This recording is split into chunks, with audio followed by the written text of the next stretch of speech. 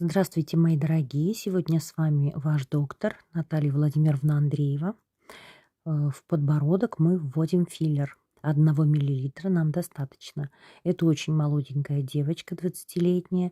У нее подбородок выглядит более острым, но для возрастных женщин, особенно кому после 45, этот метод очень я рекомендую, потому что подтягиваются брыли, овал лица становится более очерченным.